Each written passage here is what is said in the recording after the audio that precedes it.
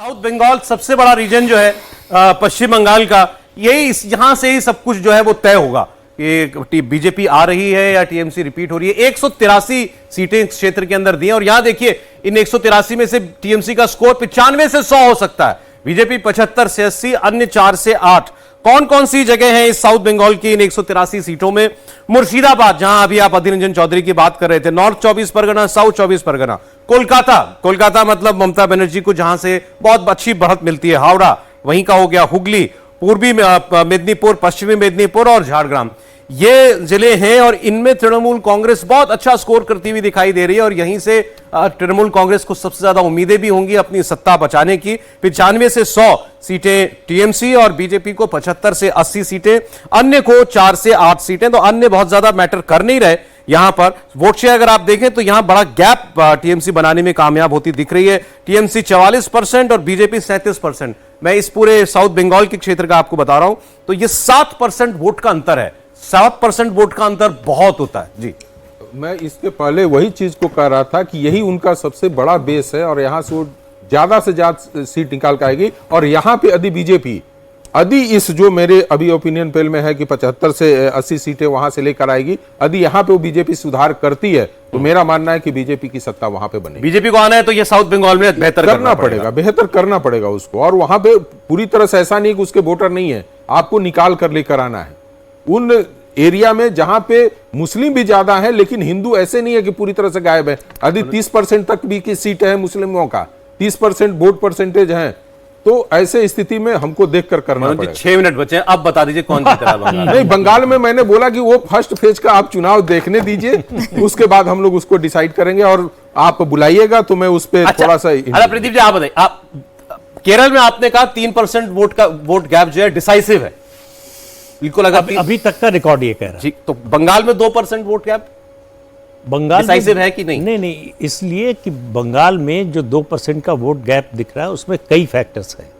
एक डर का फैक्टर है, दूसरा कैंपेन का, अभी प्रधानमंत्री की कैंपेन शुरू नहीं हुई, दूसरा जो दोनों पार्टियों के में डिफरेंस है इश्यूज को लेकर, परसेप्शन को लेकर, वो सब मुद्दे जो है ये 2% के गैप को पाट कर बीजेपी आगे जा सकती है। ठीक है, और मुझे लग रहा है कि इस बार बीजेपी के लिए सबसे अच्छा मौका है पश्चिम बंगाल। अरुण जी आपका ये गैप क्लोज करके बीजेपी उधर जाएगी या ममता बनर्जी गैप को और बड़ा करेंगे अपने लिए? नहीं, बीजेपी आगे जा सकती है यदि ठीक ढंग से यदि आगे चले। अब ममता यदि सिंपैथी वोट लेके पहले टांग तुड़वा दिया था, मतलब जो भी ड्रामा किया था, इसी तरह इस बार यदि कोई और कर ले, सिर फोड़ ले।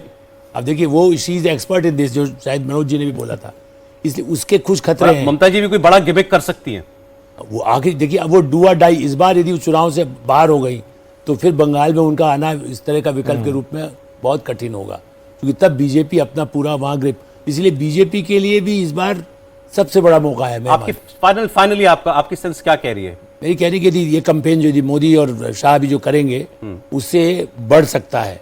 जो अभी कमजोर जहां है, नीचे कुछ लोग और जैसे वहां चाहिए ना वोट डालने के लिए, वो यदि निकल के आ गए।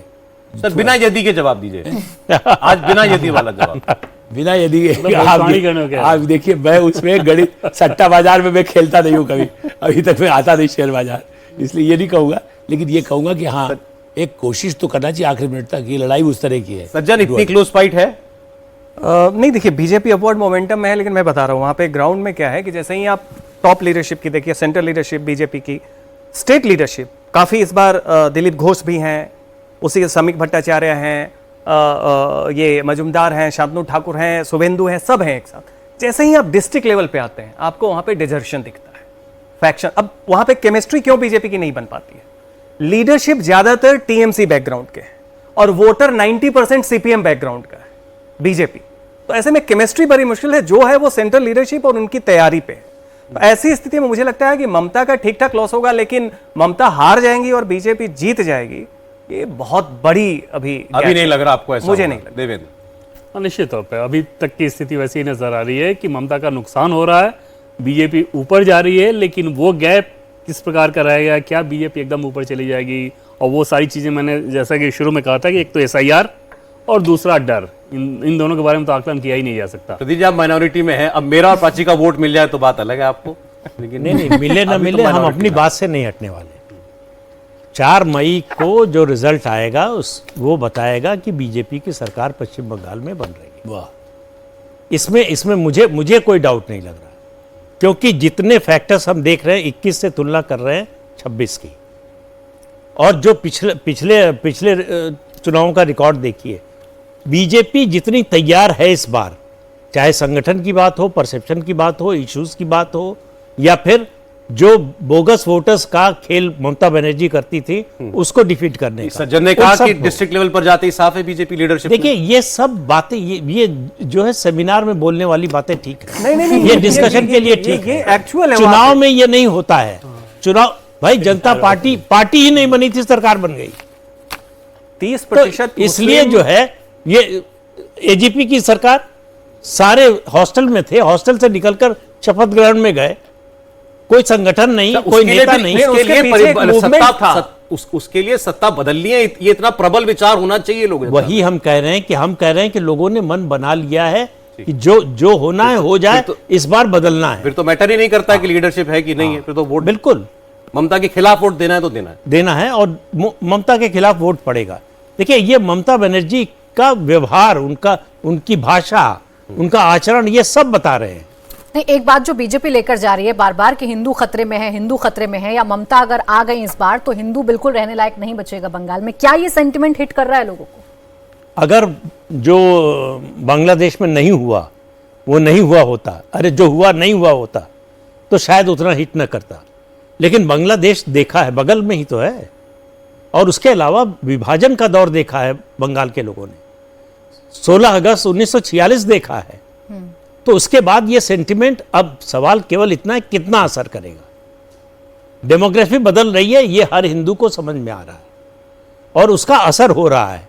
लेकिन फिर कह रहा हूं कि बात यह है कि कितना असर हो रहा है, कितने लोग ये विचार करके वोट देने जाएंगे, ये सवाल है। 4 मई का सट्टा ही खेल लीजिए ना।